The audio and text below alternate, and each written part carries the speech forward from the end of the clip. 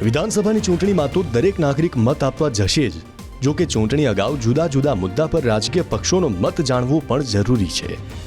આ જ કારણ છે કે ઝી મંચ પર અમે મંત્રીઓથી લઈને નેતાઓને એ તમામ પ્રશ્નો પૂછ્યા જેનો સીધો સંબંધ જનતા સાથે છે.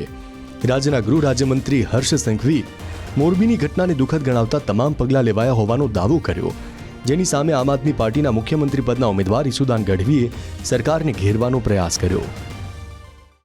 मोदी जी ने बहुत ही बारीकाई से एक विषय में बहुत ही गंभीरता पूर्वक प्रश्न पूछे थे और कई सजेशंस भी दिए थे और ये बहुत ही दुखद और दुर्भाग्यपूर्ण घटना है और उसमें सही में सरकार ने हर एक मुमकिन प्रयास किए. 52 सीटें म्यूनिसिपैलिटी की मोरबी की, वहाँ जनता ने तय किया कि यार हमें विपक्ष नहीं चाहिए, हम सब भाजपा को देंगे. 52 में से 52 भाजपा को दिया. मिला क्या? विपक्ष था नहीं. टेंडर के बिना टेंडर उनको कॉन्ट्रैक्ट दे दिया. अगर विपक्ष होता तो विरोध करता कि यार टेंडर के बिना आप नहीं दे सकते हैं नगर पालिका. दिया. क्या हुआ? जिन्होंने कमल पे बटन दबाए उनको मौत मिला. यार बच्चे मर गए. और सबसे दुख की बात ये, आपको ताजुब होगा, कोई भी ऐसा नहीं कर सकता है. यार सिक्योरिटी वाले को पकड़ते हैं, कोई मंत्री भी नहीं, मुख्यमंत्री कुछ नहीं. ભાજપ અને કોંગ્રેસે આમ આદમી પાર્ટીના ચૂંટણી ઢંઢેરાની જાહેરાતોને જ્યાં મફતની રેવડી ગણાવી, ત્યારે આ મુદ્દે પણ ઝી મંચ પર ચર્ચા કરાઈ. આમ આદમી પાર્ટીએ જ્યાં આ માટેનો તર્ક રજૂ કર્યો, ત્યાં કોંગ્રેસના ભરતસિંહ સોલંકીએ આપની જાહેરાતોને अस्पष्ट ગણાવી. देखो जो करप्शन करके खाते हैं वो तो हमें गालियां ही देंगे. देखो ये फ्री की रेवड़ी बांट लें क्योंकि उनको करप्शन में मिल जाता है मलाई. उनको तो जरूरत नहीं है, उनके बच्चे तो अच्छे पढ़ रहे हैं. उनको तो दुख है कि अगर आम आदमी पार्टी वाले आ गए करप्शन बंद हो जाएगा, हमें मलाई बंद हो जाएगी. अब फ्री की रेवड़ी की बात कर रहे हैं. 8 साल में 11.5 लाख करोड़ अगर बड़े उद्योगपति का माफ हो सकता है तो मेरे किसान गरीब भाइयों के लिए थोड़ी बहुत अगर हम दे दें तो क्या फ्री की रेवड़ी. हमारे गुजराती में एक कहावत है, इन सब ने तो सुना है, दला तरवाड़ी. दला तरवाड़ी की बात अब छोटे बच्चे थे तब हम पढ़ते थे तो दला तरवाड़ी ऐसे ही बोलते थे, ये खेत में कितनी सब्जी है, बोले ले तू 2-4. लेने वाला भी वो, देने वाला भी वो, तो देता रहता है. तो अरविंद केजरीवाल क्या उसका एडमिनिस्ट्रेशन है दिल्ली, उसके बाद आपने पंजाब में शुरू करके देख लिया होगा, कहते हैं आम आदमी पार्टी पर है अमीर की पार्टी. કેજરીવાલે જ્યાં નોટો પર લક્ષ્મીજી અને ગણપતિની તસવીર છાપવાની માંગ કરી હતી, ત્યાં ગૃહ રાજ્યમંત્રીએ કહ્યું કે કેજરીવાલના ભગવાન દરેક ચૂંટણીમાં બદલાય છે. नोट को लक्ष्मी जी कहते हैं. लक्ष्मी जी की और गणेश जी की अगर तस्वीर आ जाए, डॉलर गिर, तो डॉलर ये के भाव सामने जो है ये चुनावों के दौरान क्यों आते हैं? मतलब विचार तो कभी भी आ सकते हैं.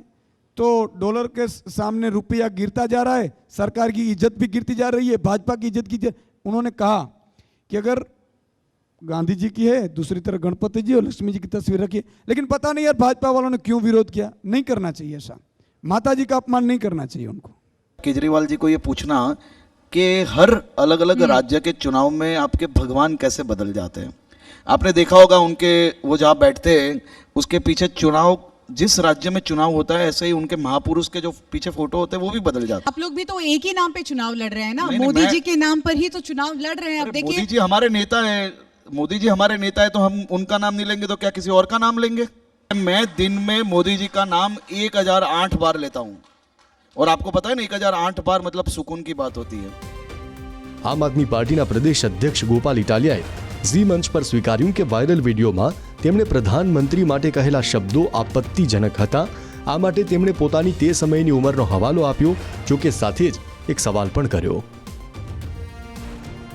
जब चुनाव आता है तो चुनाव से ठीक 15-20 दिन 1 महीने पहले भाजपा वाले सारी 10 साल पहले की बातें पकड़ के लाके पूरे गुजरात को लेकिन दिखाते. बोलने वाले तो गोपाल इटालिया ही थे ना. मैं बता रहा हूँ पूरी बात. बोलने वाले तो प्रधानमंत्री जी भी गुजरात के मुख्यमंत्री रहते हुए सोनिया गांधी जी के बारे में इतना घटिया शब्द बोले थे, आज तक उन्होंने माफी नहीं मांगा. मैं जब भी कुछ बोला हूँ अगर वो चीज़ गलत है तो तब भी मैं मुख्यमंत्री तो नहीं था, कोई पद पे नहीं था, मेरी बहुत कम उम्र थी. अगर कम उम्र में मैंने कुछ ना समझ में बोला है तो आज मैंने अपनी सोच को ठीक कर लिया है, आज करेक्ट कर लिया और उस करेक्ट सोच के आधार पे मैं काम कर रहा हूँ. ભાજપ જ્યાં પોતાના ચૂંટણી પ્રચારમાં રાજ્યમાં શાંતિ સ્થપાઈ હોવાનો અને ગુંડા રાજનો ખાત્મો કરાયો હોવાનો દાવો કરે છે, ત્યાં કોંગ્રેસે આ માટે ખુદ ભાજપને જવાબદાર ગણાવી છે. आए दिन दंगे अहमदाबाद में आने के लिए लोग डरते थे. अगर भगवान जगन्नाथ की रथ यात्रा निकलती थी तो डरते थे कि नहीं अब नहीं जाना आज, क्योंकि भगवान का रथ रोका जाएगा, दंगे हो जाएंगे. आज गुजरात दंगे भूल गया. आज गुजरात की युवा पीढ़ी कर्फ्यू क्या वो भूल गई. आज गुजरात की युवा पीढ़ी भाई लोग क्या होते, डॉन क्या होते वो भूल गई. आज गुजरात में सुशासन ऐसा चल रहा है, प्रजा ही सेवक प्रजा ही राजा. एक कहावत है कि चोरी रोकी हो तो चोर ने कोटवाल बनाई दो. मतलब जो कराने वाला था वो आ गया तो क्यों, क्योंकि सत्ता लेने के लिए तो वो दंगे करवाते थे.